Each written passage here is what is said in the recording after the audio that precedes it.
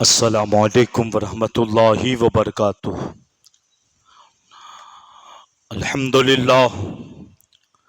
الحمدللہ رب العالمین والعاقبۃ للمتقین والصلاة والسلام علی سید المرسلین، اما بعد فاعوذ باللہ من الشیطان الرجیم، بسم اللہ الرحمن الرحیم۔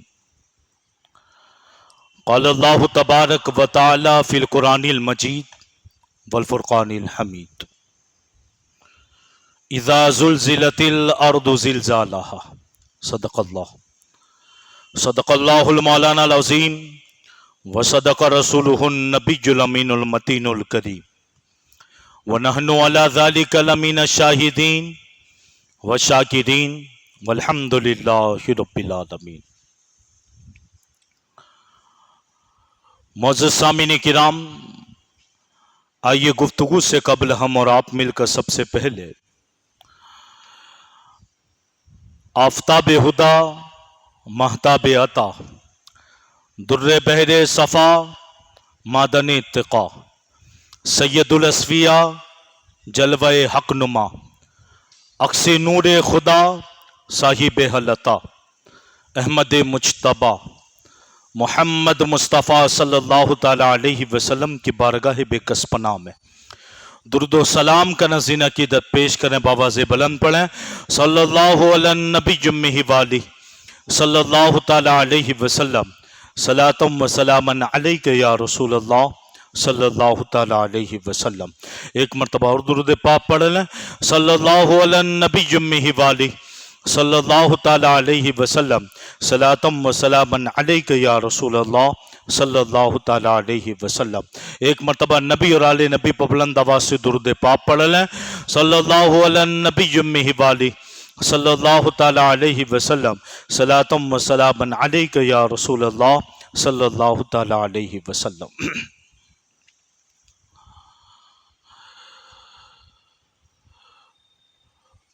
معزز سامعین کرام، میں نے آپ کے سامنے قرآن پاک کی ایک آیت کریمہ تلاوت فرمائی، جس میں اللہ تبارک و تعالی ارشاد فرماتا ہے،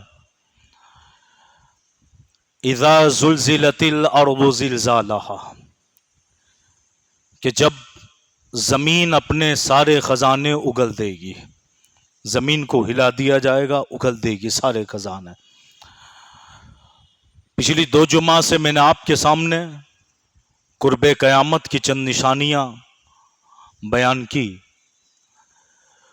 کہ جب حالات و ماحول ایسے بن جائیں گے کہ گویا کہ چاروں طرف ظلم ہی ظلم ہوگا، اور نبوت کا دعویٰ کرنے والے 30 دجال کہ جس کی نشاندہی نبی پاک صلی اللہ تعالیٰ علیہ وسلم نے فرمائی تھی، جس میں سب سے بڑا دجال جس کا ظہور ہوگا وہ اپنے آپ کو نبی کہے گا، اپنے کو رب کہے گا، مگر جو مومن ہوگا اسے پہچان لے گا کہ یہ جھوٹا ہے، یہ دھوکے باز ہے، فریب کاری ہے۔ الغرض اس کے ایک ہاتھ میں باغ ہوگا، ایک ہاتھ میں آگ ہوگی، جسے جہنم کہے گا وہ حقیقتاً جنت ہوگی، اور جس کو باغ میں ڈالے گا، جسے جنت کہے گا، وہ حقیقتاً جہنم ہوگی۔ جب اس کا فتنہ حد سے زیادہ بڑھنے لگے گا تو اللہ تبارک و تعالیٰ ایک ایسی ہستی کو مبعوث فرمائے گا، بھیجے گا، جس کا نام محمد ہوگا، جس کا نام محمد ہوگا، والد کا نام عبداللہ ہوگا اور والدہ کا نام آمینہ ہوگا۔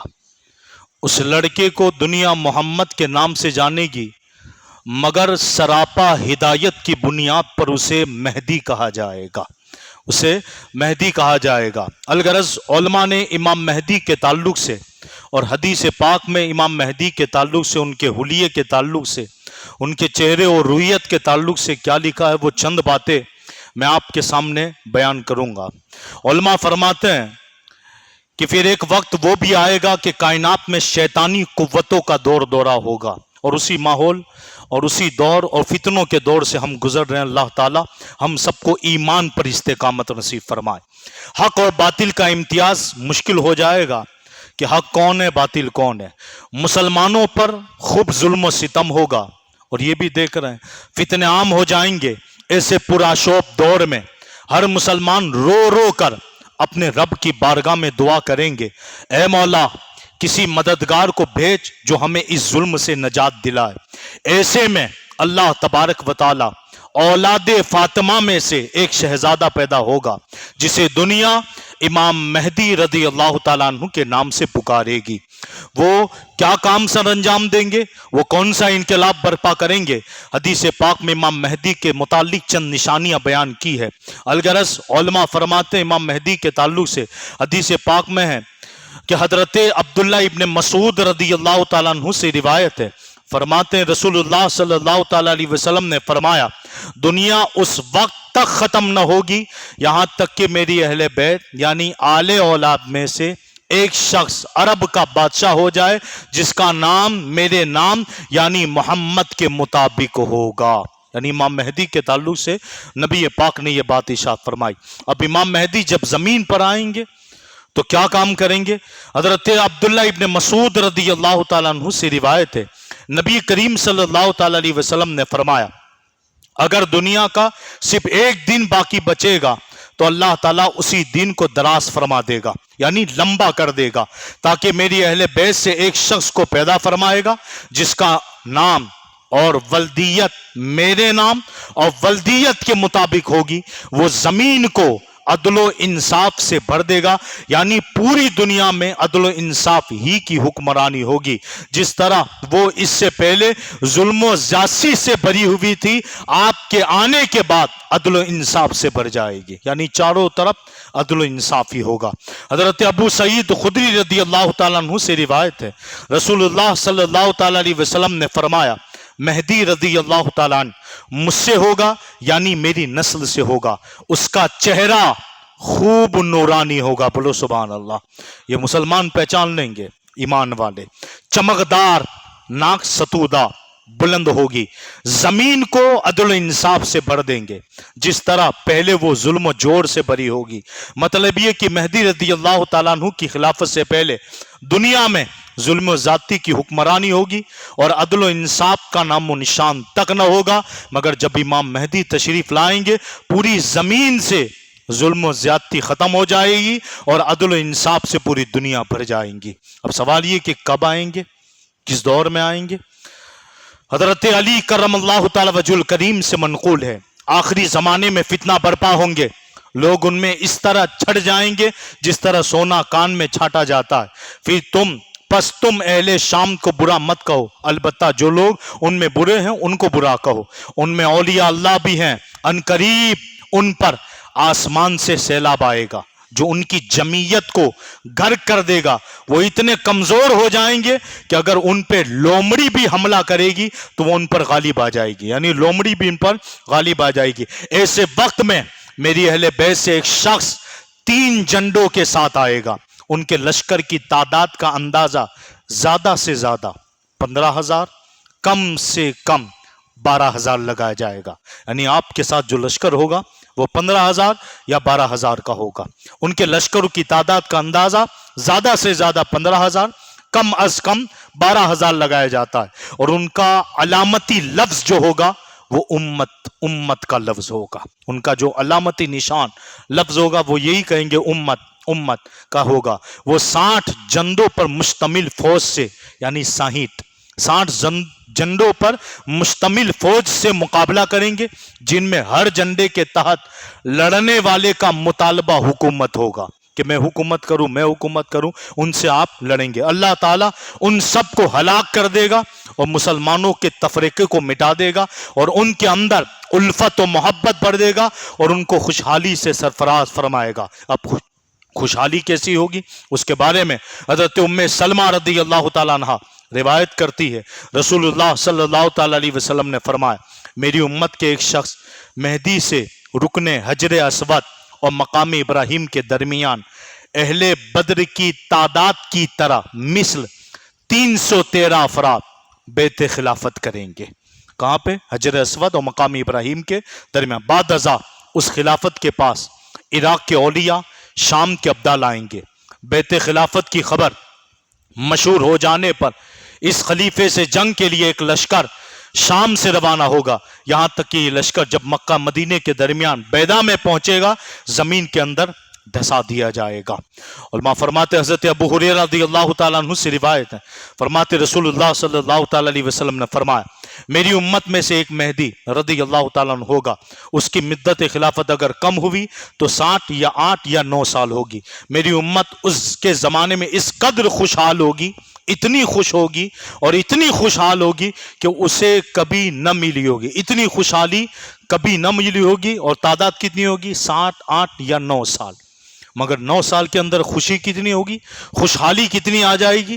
آسمان سے حسب ضرورت مسلح دھار بارش برسے گی، زمین اپنی تمام پیداوار زمین کے اوپر لا کر رکھ دے گی، اپنی تمام پیداوار زمین کے اوپر لا کے اگا دے گی۔ ایک شخص کھڑا ہو کر مال کا سوال کرے گا تو مہدی رضی اللہ تعالیٰ عنہ یعنی امام مہدی رضی اللہ تعالیٰ عنہ اس سے کہیں گے اپنی خواہش کے مطابق خزانے میں سے جو لینا چاہو لے لو، یعنی مال ہی مال ہوگا، خوشحالی ہی خوشحالی ہوگی۔ اور پھر ایک حدیث حضرت ثوبان رضی اللہ تعالیٰ عنہ سے روایت ہے، انہوں نے فرمایا رسول اللہ صلی اللہ تعالیٰ علیہ وسلم نے ارشاد فرمایا جب تم خراسان کی طرف سے سیاہ پرچموں کا قافلہ آتے ہوئے دیکھو تو اس میں ضرور شامل ہو جانا، اگرچہ برف میں گھسیٹتے ہوئے کیوں نہ جانا پڑے، کیونکہ اس میں اللہ تعالیٰ کے خلیفہ مہدی رضی اللہ تعالیٰ عنہ بھی شامل ہوں گے۔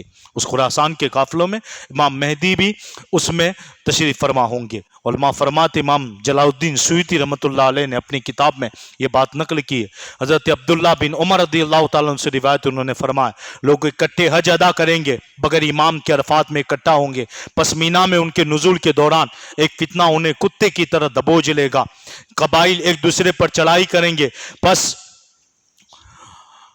قبائل ایک دوسرے پر چڑھائی کریں گے، ایک دوسرے کو قتل کریں گے، یہاں تک کہ گھاٹی خون سے بہنے لگے گی۔ گھبراہٹ کے عالم میں وہ سب سے بہتر ہستی کو پناہ لینے کے لیے ان کی بارگاہ میں حاضر ہوں گے، جبکہ وہ کعبۃ اللہ سے اپنا چہرہ لگائے رو رہے ہوں گے، گویا میں ان کے آنسوؤں کو دیکھ رہا ہوں۔ نبی پاک فرما رہے پس وہ ان کی خدمت میں عرض کریں گے آپ ہمارے پاس تشریف لائیں تاکہ ہم آپ کی بیعت کریں۔ وہ فرمائیں گے تم پر افسوس، تم نے کتنے ہی عہد توڑ دیے اور کتنے خون بہایا۔ پس وہ مجبوراً ان کی بیعت قبول کریں گے، اگر تم اس ہستی کو پالو تو ان کی بیعت کرنا، کیونکہ وہ زمین میں مہدی رضی اللہ تعالیٰ عنہ ہوں گے اور آسمان میں بھی مہدی ہوں گے۔ اب اس کے بعد حضرت عیسیٰ علیہ السلام کے بارے میں علماء نے فرمایا کہ عیسیٰ علیہ السلام بھی قرب قیامت میں آئیں گے، ان کی بھی چند نشانیاں سن لے جو نبی پاک صلی اللہ تعالیٰ علیہ وسلم نے ارشاد فرمائی ہے۔ حضرت عیسیٰ علیہ السلام کی پہچان کیسے ہوگی؟ حضرت ابو ہریرہ رضی اللہ تعالیٰ عنہ سے روایت ہے، رسول کریم صلی اللہ تعالیٰ علیہ وسلم نے فرمایا میرے اور ان کے یعنی عیسیٰ علیہ السلام کے درمیان کوئی نبی نہیں ہے، کوئی نبی نہیں ہے۔ وہ نازل ہوں گے، جب تم ان کو دیکھو تو پہچان لینا، ان کا قد و قامت درمیانہ ہوگا اور رنگ سرخ اور سفید ہوگا، ہلکے زرد رنگ کے 2 کپڑوں میں ہوں گے، سر کے بال اگرچہ بھیگے نہ ہوں گے تب بھی چمک اور صفائی کی وجہ سے ایسے ہوں گے گویا ان سے پانی ٹپک رہا ہو۔ یہ نشانیاں نبی پاک نے بیان کر دی۔ اسلام کی خاطر کفار سے قتال کریں گے، پس سلیب توڑیں گے، یہ عیسائیوں کا جو نشان ہے نا، سلیب کو توڑیں گے، خنزیر کو قتل کر دیں گے، جزیہ یعنی ٹیکس لینا بند کر دیں گے، اور اللہ تعالیٰ ان کے زمانے میں اسلام کے سوا تمام مذاہب ختم کر دے گا، اور انہی کے ہاتھوں مسیح دجال کو، یہ جو دجال نکلے گا نا اس کو انہی کے ہاتھوں یعنی حضرت عیسیٰ علیہ السلام کے ہاتھوں ہلاک کرے گا۔ پس عیسیٰ علیہ السلام زمین میں 40 سال رہ کر وفات پائیں گے اور مسلمان ان کی نماز جنازہ پڑھیں گے، اور ایک حدیث میں یہ بھی ہے کہ نبی پاک کے قرب میں ان کی قبر بھی ہوگی، وہاں دفن بھی کیے جائیں گے۔ حضرت عیسیٰ علیہ السلام کہاں نازل ہوں گے، اتریں گے کہاں، آئیں گے کہاں؟ اس کے بارے میں تاریخ ابن عساکر نے روایت کی ہے کہ حضرت کعب احبار رضی اللہ تعالیٰ عنہ فرماتے ہیں مسیح علیہ السلام یعنی حضرت عیسیٰ علیہ السلام دمشق کے مشرقی دروازے پر، دمشق کی جامع مسجد پر، دمشق کے مشرقی دروازے پر سفید پل کے پاس اس طرح نازل ہوں گے کہ ان کو ایک بادل نے اٹھا کر رکھا ہوگا. وہ اپنے دونوں ہاتھ دو فرشتوں کے کندھوں پر رکھے ہوئے ہوں گے اور ان کے جسم پر دو ملائم کپڑے ہوں گے جس میں سے ایک کو تہبند بنا کر باندھا ہوگا اور دوسرا چادر کے طور پر اور رکھا ہوگا. اور فرشتوں کے کندھوں پر ہاتھ رکھ کر بادل نے اچک رکھا ہوگا اور فرشتوں کے کندھوں پر ہاتھ رکھ کر وہ دمشق کی جامع مسجد کے میں اتریں گے اور ایک پر تہبند اور چادر اوڑھ کر آئیں گے. جب سر جھکائے ہوئے ہوں گے تو ان سے چاندی کی موتی کی طرح پانی کے قطرے ٹپک رہے ہوں گے. آپ کے چہرے سے چاندی کی موتی کی طرح پانی ٹپک رہے ہوں گے. اور جب آئیں گے تو حالات کیا ہوں گے؟ حضرت عبداللہ ابن مسعود رضی اللہ تعالیٰ عنہ سے منقول ہے، ایک روایت کے آخر میں ارشاد ہوا کہ عیسیٰ ابن مریم نازل ہو کر اس دجال کو قتل کریں گے. اس کے بعد لوگ 40 برس تک زندگی سے اس طرح لطف اندوز ہوں گے، نہ کوئی بیمار پڑے گا نہ کوئی بیمار ہوگا، جانور بھی کسی کو نہ مالی نقصان پہنچائیں گے نہ جانی، یہاں تک کہ آدمی اپنی بکریاں اور جانوروں سے کہے گا جاؤ گھاس وغیرہ چرو، یعنی چرنے کے لیے انہیں بغیر چرواہے بیچ دے گا.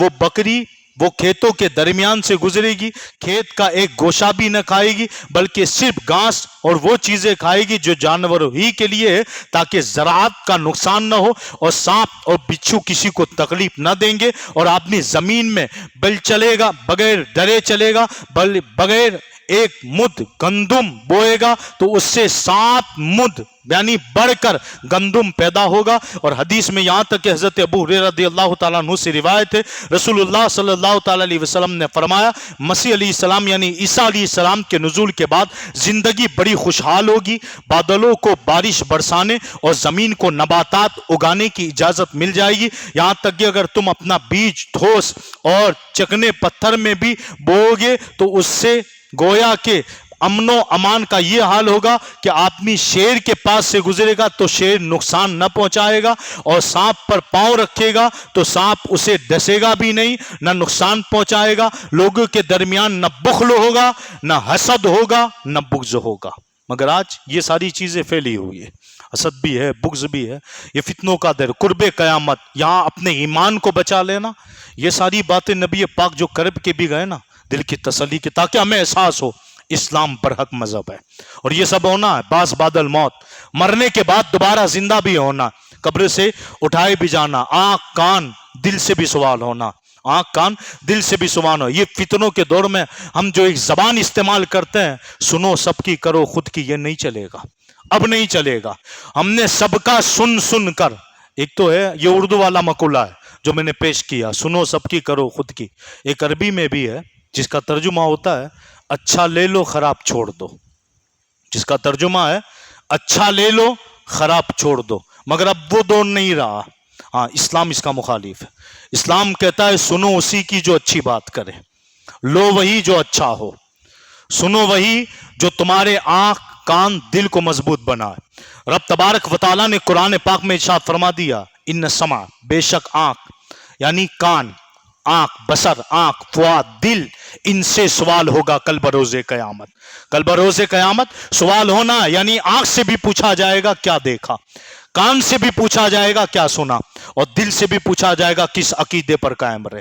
آج نوجوان ہم سے سوال کرتے ہیں یار قبر میں کون سے عقیدے پوچھے جائیں گے؟ میں نے کہا ہاں سن، قبر میں عقیدہ ہی پوچھا جائے گا، قبر میں عقیدہ ہی پوچھا جائے گا. جب تک عقیدے کا جواب درست نہ ہوگا تیری قبر جہنم کی گڑھوں میں سے گڑھا بنا دی جائے گی.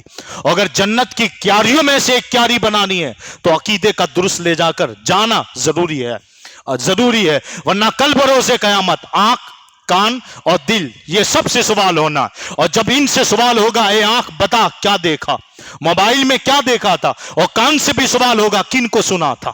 آج جو ٹائی پہن کر آ گئے عقیدے بدل دیتے ہیں. لوگ کہتے ہیں کیا پیارا بولتا ہے، امن کی بات کرتا ہے، سکون کی بات کرتا ہے، حکمتوں کی بات کرتے ہیں، کسی سے جھگڑے کی بات نہیں کرتے، بڑا پیارا بیان کرتے ہیں. مگر یاد رکھنا ان کے سارے بیانوں میں عقیدے بگڑتے نظر آ رہے ہیں، عقیدے بگڑتے نظر آ رہے ہیں، اور بظاہر جن کو تم کہتے ہو یہ فتنہ خور ہے، گویا کہ ان کے بیانوں سے جھگڑے ہوتے ہیں، مگر یاد رکھنا یہ وہ لوگ ہیں جو تمہیں سدھارنا چاہتے ہیں، یہ وہ لوگ ہیں جو تمہارے عقیدے کو بچانا چاہتے ہیں۔ آج ہوا یہ کہ جھوٹوں کو سچا بنا لیا گیا، یہ بھی میں نے کہا تھا، یہ بھی قرب قیامت کی نشانی ہے کہ جھوٹوں کو سچا کہا جائے گا اور سچوں کو جھوٹا کہا جائے گا۔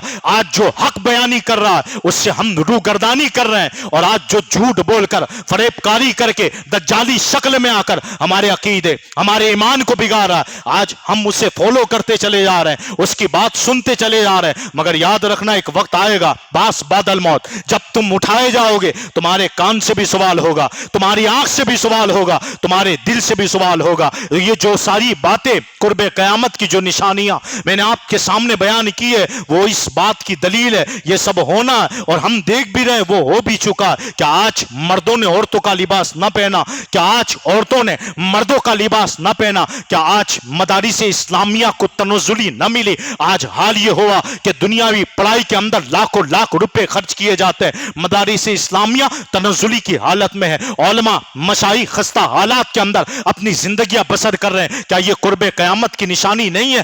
آج بچیاں اسکول کے تعلیموں کے نام پر بھاگ رہی ہے اور اسکول و تعلیمات کے نام پر گویا کہ مرتد ہو رہی ہے، وہاں کسی کی توجہ نہیں ہے، اور مدارس کے نام پر شرطوں پہ شرطیں لگائی جا رہی ہے۔ یاد رکھنا یہ بھی قرب قیامت کی نشانی ہے۔ الغرض جن بچیوں کو جہاں پڑھایا جائے ایمان مضبوط ہو اور ایمان کو مضبوط کیا جاتا ہو، وہاں روکا نہیں جاتا بلکہ اس کے تعلیم کو مضبوط کیا جاتا ہے، ان کی تعلیمات کو آگے بڑھایا جاتا ہے۔ آج اتنے خستہ حالات ہو چکے ہیں، فرنگیوں نے ہمارے دل و دماغ پر وہ حالات مسلط کر دیے ہیں کہ ہم نے سن رکھا تھا کہ ایک مرد اگر سدھر جائے تو ایک گھر کو سدھارتا ہے، مگر ایک عورت اگر سدھر جائے اور دیندار بن جائے تو سانپ پشتوں کو سدھار دیتی ہے۔ آج ہمارے گھر کی خواتینوں کا حال دیکھے کہ انہیں دین سے کوئی وابستگی نہیں ہے، وہ جانتی ہی نہیں ہے۔ آج سیریلوں کے نام پر آج جتنے طلاقوں کے مسائل وہ سیریلوں کے نام پہ کھڑے ہو رہے ہیں۔ آپ نے اپنے گھر کے اندر اسرائیل کو بٹھا رکھا ہے اور دعا کرتے ہو مولا فلسطین آزاد ہو جائے، یہ کبھی دعا قبول نہیں ہوگی۔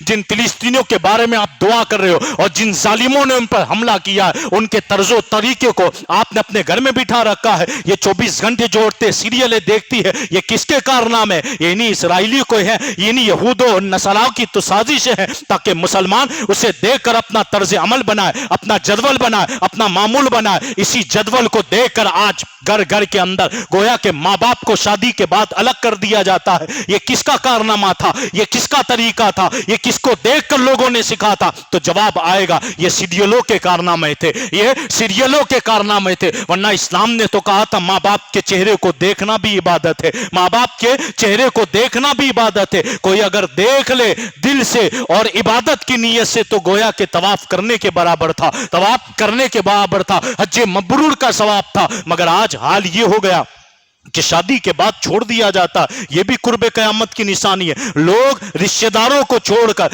دوستوں میں زیادہ توجہ دیں گے، یہ بھی قرب قیامت کی نشانی ہے۔ آج وہی ہوا ہے، رشتہ داریاں ختم ہوتی چلی جا رہی ہے، بھائی بھائی کا نہیں رہا، باپ بیٹے میں رشتہ داریاں نہ رہی، الگرب بھتیجا چچا کا نہ رہا، بھانجا ماموں کا نہ رہا، مگر دوستوں کا حال یہ ہے کہ دوستوں بگڑتے چلے جا رہے ہیں، اور دوستوں کے ساتھ بیٹھ کر کبھی کبھی حدیث پاک کا مفہوم ہے کہ حدیث پاک کا مفہوم ہے کہ دینداری کے اندر دوست کو دیکھ لیا جائے کہ دوست کہتے ہیں اگر دوست درست ہو تو دوستی کرے، کیونکہ کبھی کبھی دوستوں کا اثر بچے پر آتا ہے اور اس دوستی کی بنیاد پر اس کا ایمان و عقیدہ بدل جاتا ہے۔ آج حال یہی ہوا، اس لیے علماء فرماتے 15 سال تک بچوں کی تربیت صحیح انداز سے کر لو، ورنہ 15 سال کے بعد یہی بچے دوستوں کے حوالے ہو جائیں گے، پھر آپ کے ہاتھ میں نہیں آئیں گے۔ پھر جو دوستوں کی فکر ہوگی وہی اس کی فکر ہوگی، جو عقیدہ دوستوں کا ہوگا وہی عقیدہ اس کا ہو جائے گا، جو فکر و نظریات اس کی ہوگی وہی اس کی ہو جائے گی۔ مگر آج دیکھا جا رہا ہے تربیتوں سے ہم عاری ہو چکے ہیں، اسی تربیت سے عاری ہونے کا نتیجہ ہے کہ آپ مدارس اسلامیہ خالی ہو چکے ہیں۔ سنتوں پر چلنا،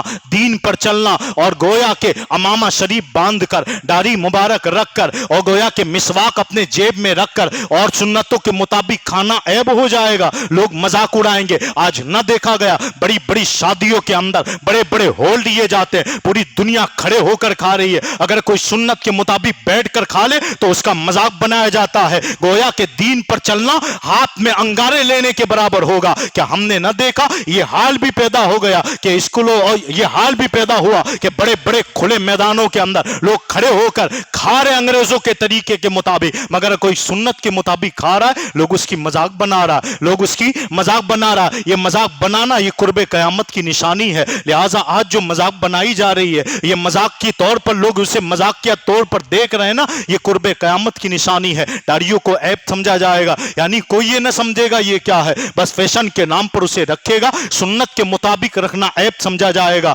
आज नौजवान देख लें, समझ में नहीं आता सलाम करें कि ना करें, क्योंकि नाम ही से पता चलता है कि मुसलमान है। लिहाजा अपने तर्जे तरीके पर आ जाओ, अपने असल दौर पर आ जाओ, अपने असलाफ के तौर तरीके पर आ जाओ। उसी में कल भी कामयाबी थी, आज भी कामयाबी है और कयामत तक कामयाबी रहेगी। याद रखना, अगर आपने अपने असलाफ के तरीकों को छोड़ दिया तो ये कुर्बे कयामत की निशानियां जो नबी पाक ने बयान की है, और उस पर एक दिन ये सब चीजें होनी है और होकर रहेगी। अल्हम्दुलिल्लाह हम सुन्नी, हमारा अकीदा हुजूर आलिमुल गैब है।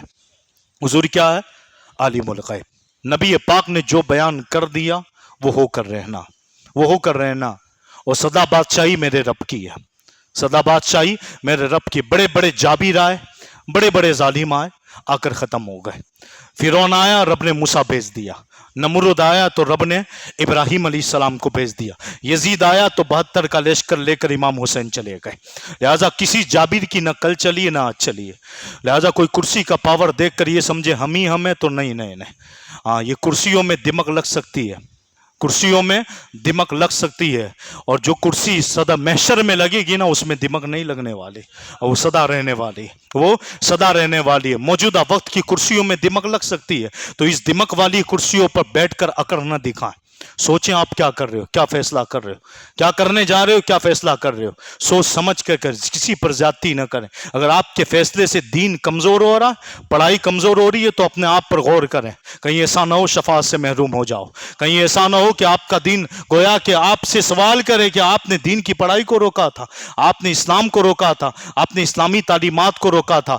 आप फैसला करने से पहले, कुछ लिखने से पहले सोच लिया करें, और सोचकर जो भी कहें सोच कर कहें, क्योंकि एक दिन उठना है, और उठकर आंख कान हाथ सबसे सवाल होना। और ये सब बोलेंगे, और जब बोलेंगे ना आप हैरान हो जाओ कि ये कलम बोली, मेरा हाथ बोला। रब तबारक व तआला ज़बान अता फरमाएगा, और ईसा अलैहिस्सलातु वस्सलाम का जब नुज़ूल होगा, अमन ही अमन होगा, सुकून ही सुकून होगा। और जब सुकून होगा फिर एक वक्त आएगा, ईसा अलैहिस्सलाम भी इस दुनिया से चले जाएंगे, आपको भी दफन कर दिया जाएगा। फिर कोई नहीं रहेगा, एक आदमी नहीं रहेगा हक बोलने वाला, कलमा पढ़ने वाला। फिर सुर फूका जाएगा, सब मर जाएंगे, फिर दोबारा जिंदा होंगे, फिर दोबारा जिंदा होंगे। और जब दोबारा जिंदा होंगे यही कयामत है, और उसी में सवाल होना है। तो हम तो मुसलमान हैं, हमारा अकीदा बास बादल मौत, हम कलमे में पढ़ते हैं कि मर के दोबारा। लिहाजा दुनिया में आकर हम ये समझें कि हम ही हम हैं, बस अब तो जिंदगी जिंदगी, ये दुनिया की जिंदगी सब कुछ है, नहीं, उखरवी जिंदगी हमेशा है, आखिरत की जिंदगी हमेशा है। ये जिंदगी जो है ना आपको अता की, ये इम्तिहान गाह, यहाँ आपका पर्चा कामयाब, आप आखिरत में कामयाब, यहाँ नाकाम वहाँ नाकाम। उसकी पहली मंजिल कब्र है, पहली मंजिल कब्र है। जिसकी कब्र सुधर गई उसकी सारी मंजिलें आसान। तो हमेशा दुआ करते रहें कि मौला ताला हमें ईमान पर इस्तेकामत नसीब फरमा। बड़े नाजुक और फितनों के दौर से गुजर रहे हैं, बड़े नाजुक और फितनों के दौर से चारों तरफ से हम पे हमले हो रहे हैं। फितने ही फितने, मोबाइलों के जरिए, सोशल मीडिया के जरिए हमारे अकायद, हमारे नज़रियात को बिगाड़ा जा रहा है। मगर कुर्बान इमाम अहमद रज़ा की फ़िक्र पर मौला ताला हम सबको इमाम अहमद रज़ा की फ़िक्र पर कायम दायम रखें। समझें, आप आला हज़रत को पढ़ें, सिर्फ इश्क मोहब्बत आला हज़रत कह के आगे न बढ़ें। आला हज़रत बड़ी प्यारी शख्सियत थी, आपने सारे हमले अपने ऊपर लिए, मगर अपनी कलम से वो लिख दिया जो क़यामत तक आपको काम देगा। इसीलिए बाबा जान अक्सर फरमाया करते थे कि आला हज़रत की मिसाल शहद की मक्खी की तरह है, शहद की मक्खी की तरह है कि उसका शहद मीठा है, उसका डंग बड़ा साजिद है। शहद मीठा है, डंग बड़ा ज़ोरदार है। यानी अगर अल्हम्दुलिल्लाह हम सुन्नी हैं, हम आला हज़रत वाले हैं। हम कौन है? आला हज़रत वाले। हमने तो आला हज़रत की उस शहद की मक्खी से शहद लिया है, हाँ, डंग जिसे पड़ा उसे अशरफ अली थानवी कहता है, उसे रशीद अहमद गंगोई कहते हैं। ऐसा डंग पड़ा ना अब तक खड़े ना हो पाए और नहीं हो पाएंगे। हाँ, जिसे शहद की मक्खी डंग लगा दे ना वो फिर खड़ा नहीं हो पाता है। लाख रूप बदल के आ जाए हम समझ जाते हैं सूना जंगल रात अंधेरी, छाई बदली काली है। सोने वालों जागते रहियो, चोरों की रखवाली है। सोने वालों जागो जागो, इस नींद की दुनिया से भागो। जो कौम के सोती रहती है तकदीर भी उसकी सोती है। और गेहूं से गेहूं पैदा हो, जो से जो ही पैदा हो, हर कौम वही कल काटेगी जो आज जमीन में बोती है। वक्त है हालात बदलने का। ये सारी चीजें जो तुम सोशल मीडिया पर देख रहे हो, न्यूज पर देख रहे हो, ये तुम्हें झंझोड़ रही है। अभी भी वक्त है, मसाजिदों को आबाद कर ले। ये खाली करना कयामत की निशानी है। बूढ़ों के हवाले कर देना, इतनी बड़ी बड़ी मस्जिद है, ये कयामत की निशानी है। इतनी बड़ी मस्जिद हमारे अकाबिरों ने इसलिए नहीं बनाई थी, यहाँ सिर्फ गोया के बूढ़े रह जाएं और एक सब तक मुकम्मल न हो पाए। इतनी बड़ी बस्ती है यार, जब शादी आती है ना तो सबको पता चलता है 800 घरों में वेडिंग भेजनी है। मैं पूछना चाहता हूं, जब मसाजिदों की बात आती है 800 घर लोगों को याद क्यों नहीं आता? 800 घरों के फर्द कहाँ गए? जब मस्जिदों की बात आती है, खाने पीने की बात आती है तो 10 का टोला जमा होकर कहता भाई 800 घर हैं, 880 घर हो गए, 890 घर हो गए, 900 घर मुकम्मल होने आए, फला जमात में, फला में इतने, फला जमात में इतने। मगर मसाजिद खाली, उसकी फिक्र कौन करेगा? ये 800 घर के नौजवान अफराद, मर्द हजरात कहाँ गए? कहाँ गए? उसकी फिक्र किसी को नहीं है। लिहाजा अपने आप में अगर तरक्की चाहते हो, वही कौम तरक्की पर जिसके नौजवान शरीयत मुतहरा के मुताबिक चलते हो। उलमा ने निशानदेही कर दी है, वही माशरा तरक्की पर। वरना लाख आप काम कर लें, आप तरक्की पर नहीं हो। वही माशरा तरक्की पर जिसका नौजवान नशे से दूर हो, जिसका नौजवान गोया के इन सारी बुराइयों से दूर हो, खौफ खुदा दिल में हो, इश्क मुस्तफ़ा दिल में हो, और जिसकी पेशानियों में सद्दों की तड़प हो, ज़बान में सिद्क हो, कदमों में सिबात इस्लाम हो, और दिल जिसका मदीने की तरफ लगा हुआ ना, वो नौजवान बड़ा कारी है। और ऐसा नौजवान कि जिसके बारे में डॉक्टर इकबाल ने कहा था ऐसे नौजवानों ने इनकलाब बर्पा किया है। और ऐसे ही नौजवानों के बारे में डॉक्टर इकबाल ने कहा था, दश्त तो दश्त है दरिया भी न छोड़े हमने, बहरे जुल्मात में दौड़ा दिए घोड़े हमने। तो ये कुर्बे क़यामत की जो निशानियां मैंने आपके सामने बयान की। अब अगर मैं सिर्फ कुरान की आयत पे आ जाऊं ना, कुरान ने क्या क्या कहा है क़यामत के बारे में।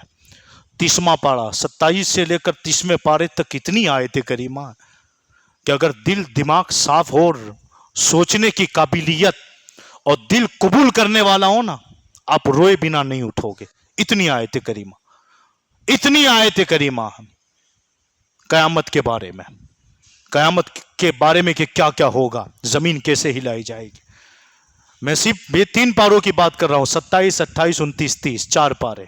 इसके अंदर इतनी आयतें करीमा है क़यामत के ताल्लुक से। अभी मैं पढ़ रहा था पूरा बयान क़यामत का, तो एक किताब तो मेरे हाथ में ऐसी आई जो कम से कम 200 सफ़ात पर मुश्तमिल थी कुर्बे क़यामत के बारे में।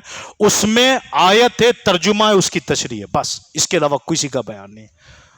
200 सफ़ात पर सिर्फ कुरान की आयत है और ये समझाया गया मुसलमानों एक दिन मरना, एक दिन मरना। इससे पहले अपने हालात सुधार लो, इससे पहले अपने आप को सुधार लो। अपने तिजारती मामला से लेकर घरेलू मामला से लेकर सब ने इस्लाम नाफिज कर दो। इंशाअल्लाह दुनिया भी कामयाब होगी, आखिरत भी। अल्लाह तबारक व तआला हम सबको मौत से पहले, कब्र से पहले, क़यामत से पहले इन सब की तैयारी की तौफीक नसीब फरमाए। अस्सलामु अलैकुम व रहमतुल्लाहि व बरकातहू।